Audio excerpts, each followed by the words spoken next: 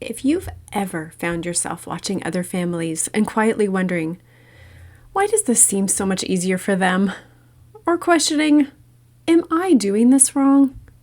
This conversation is a really personal one for us. Today, my husband and I are sitting down and talking about those early years, the comparison, the pressure, and the moments that made us second guess ourselves as parents. Because when your son doesn't respond the way other kids do, it can leave you feeling unsure and very alone. We're sharing what that actually looked like for us and what we slowly began to understand about our son and about ourselves along the way. If you've been carrying that quiet weight of maybe I'm not getting this right, I think you're really going to feel seen in this episode. If you're tired of feeling helpless during your son's meltdowns and isolated by the stress it brings to your family, and you want simple steps to open communication, reduce outbursts, and bring more peace to your home, you're in the right place. Hey, I'm Cynthia, wife and boy mom. I remember having a child who looked typical, but spent hours falling apart at home. I learned how to stay confident during the stress of meltdowns and build connection without resorting to heavy-handed parenting. If you're ready to reduce the meltdowns and aggressive behavior and finally see that what you're doing is actually helping, then grab my hand. I am the mom you've been waiting to meet.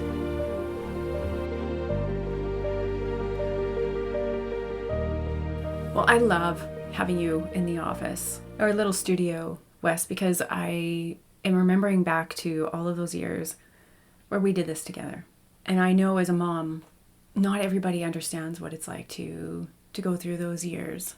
And knowing that I had you there and we can go back to those memories and say, do you recall what exactly happened? Can you help me decipher, was I in the right lane or was I not in the right lane when it came to our son? Both our sons, really.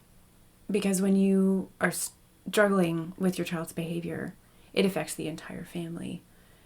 And just preparing for this podcast, this talk today with you, we touched on comparison and what is that like for us as parents. And can you speak to that a little bit about what that feels like for you as a dad? Yeah.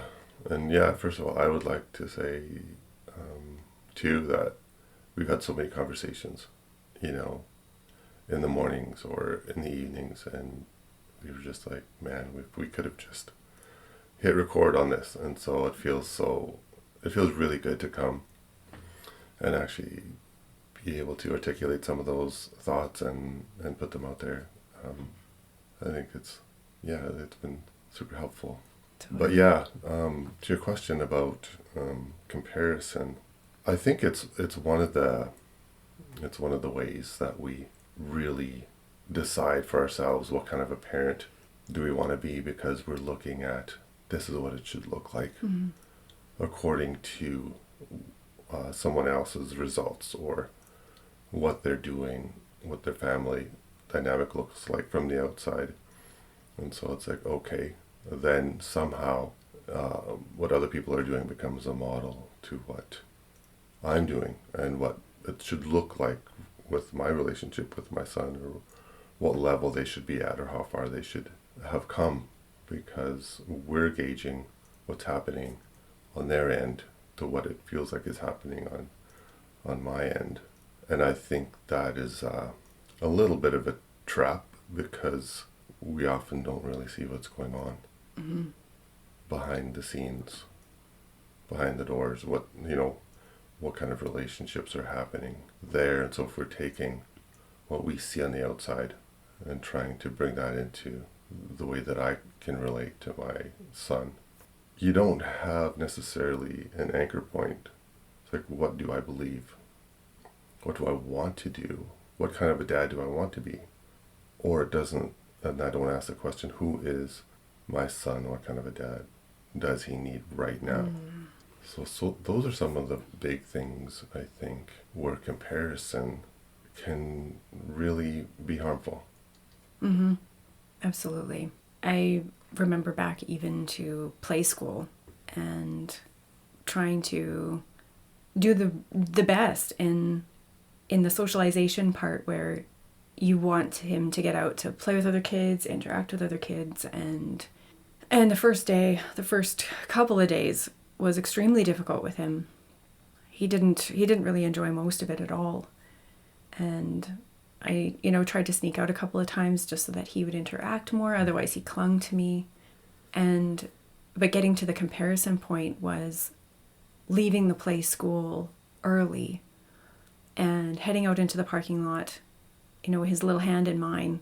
And all of a sudden, I heard another mom yell across the playground, if you would have started him way earlier than this, you wouldn't be having this problem right now.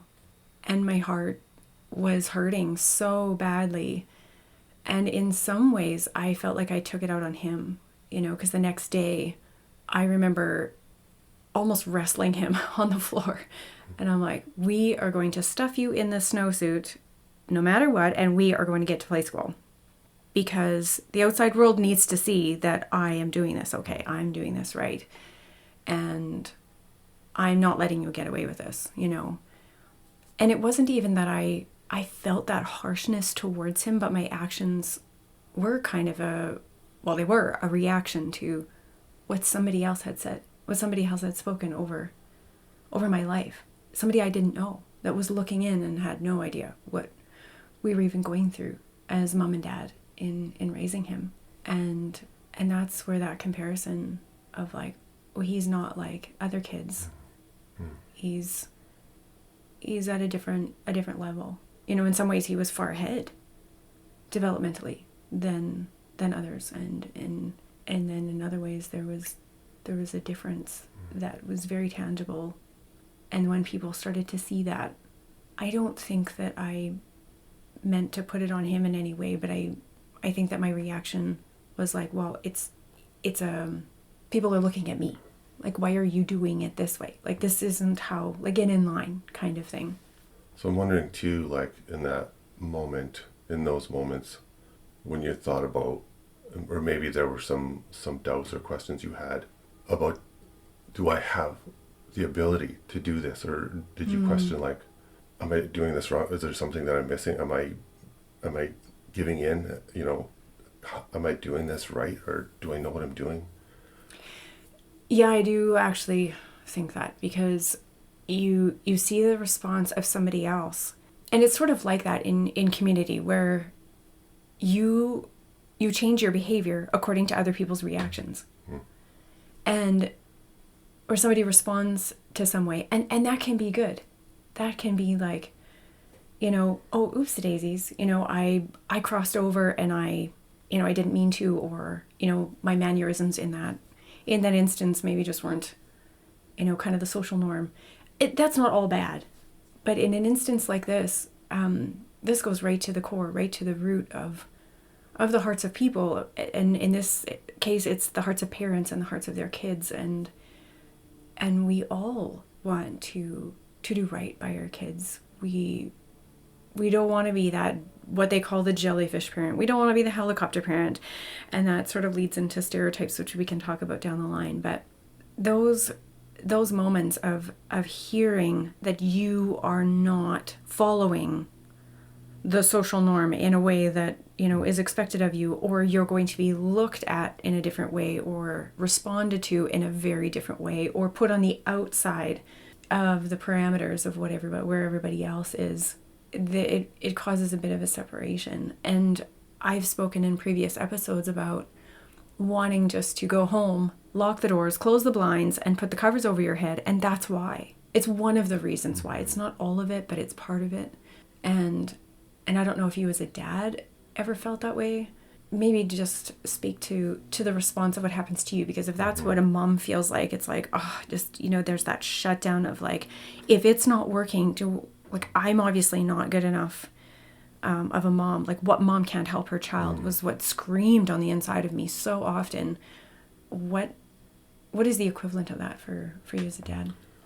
I guess the story that comes to mind is the same play school, and I was dropping him off that day, and you walk in the door and you can sense that he does not want to be there, and And I mean, already my heart is tugging, and it's like, and so I kneel down with him. I don't remember if he was crying or he was having a hard time for sure. And now I'm just supposed to get up and walk out the door. And there's something on the inside of me. And I've looked back at that and it's like, is that the right response? Is that jellyfish? I don't know. All I know is that what I felt in that moment. Mm-hmm. And they're encouraging me to just, okay, you need to just go. He'll be fine. You need to go. He's going to be fine. And he came back with me that day. And sometimes I look back at that and it's like, okay, in that moment I did exactly what I felt like I needed to do. But I go back and I question, was it the right thing to do? Should I have left him there? Mm-hmm. But I don't know if I went back and did it again today, I would probably do the same thing that I did. But it's those things that when you start to question that, is that something where it's like one of the terms, what sometimes gets used in the wrong way, I think, is tough love. Oh, yeah. And yeah, that's something that I have had to work through myself. And it's a process. Even all those, the questions of doubting my ability and doubting if I did the right thing or not. So there's a lot of processing, really. Yeah, you do question, the decisions that you make in those moments, in those early years especially. And yet as time went on, we started to see that pushing wasn't helping. We saw other parents push and, like you said, we were encouraged to push, but it did never really work. In most cases, it backfires, and part of the birthing of this podcast is out of that reason, that pushing, the way that so many others were raising their kids, and the tools that they had and the strategies that they used did not work in our case, which left us quite isolated in many, many cases. Many circumstances we felt very separated and a little bit lost, a lot lost, really.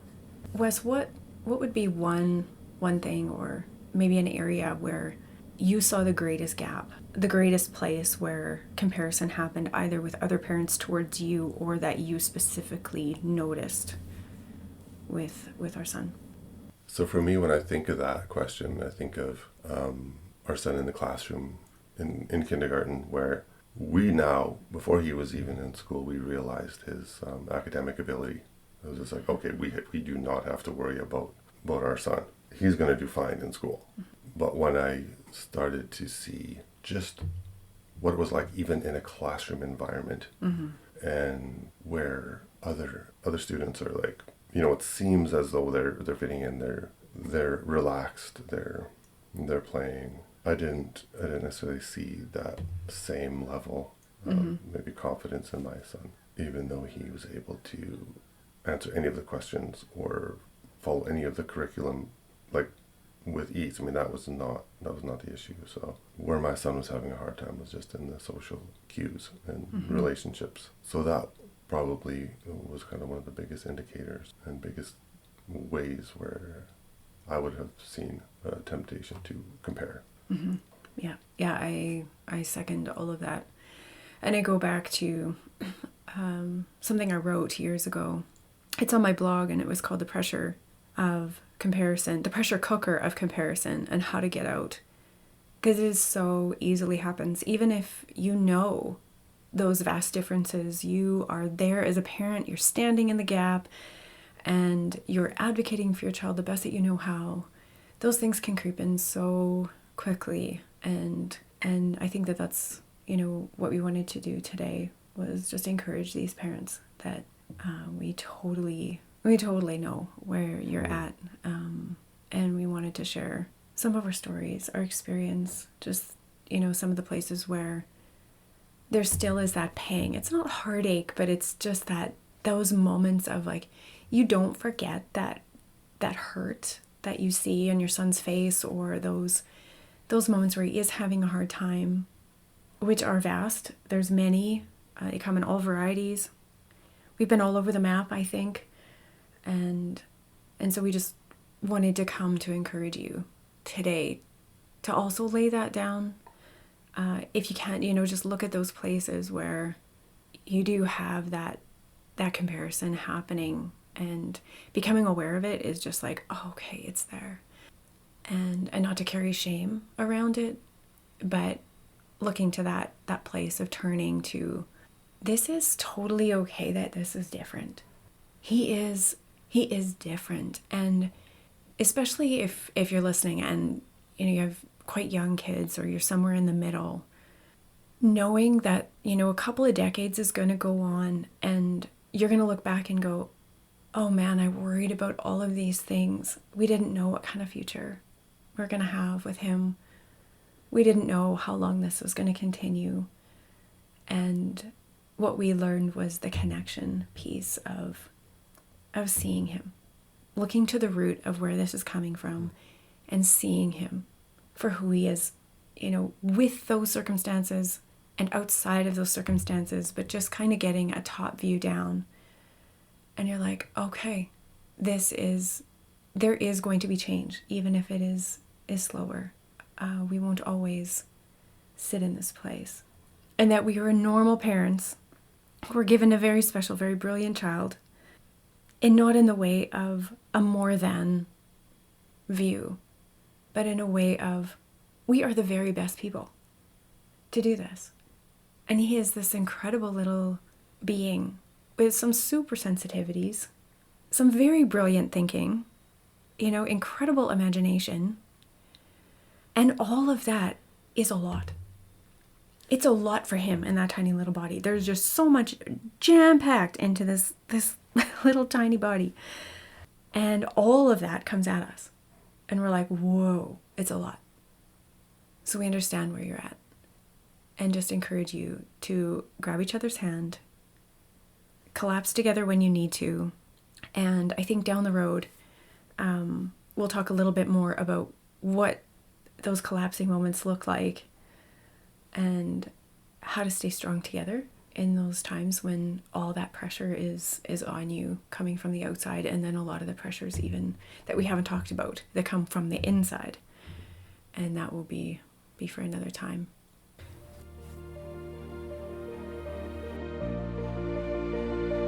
Hey Mama, I hope you enjoyed today's episode. If so, would you take 30 seconds and share it with a friend who may be on an uphill battle with her son's unique challenges? Also, please leave a quick review for the show on Apple Podcasts. It lights me up to know this podcast is helping you. All right, time to breathe and know that you have everything inside of you to courageously raise your brilliant son. I'll meet you back next week for another episode. Bye.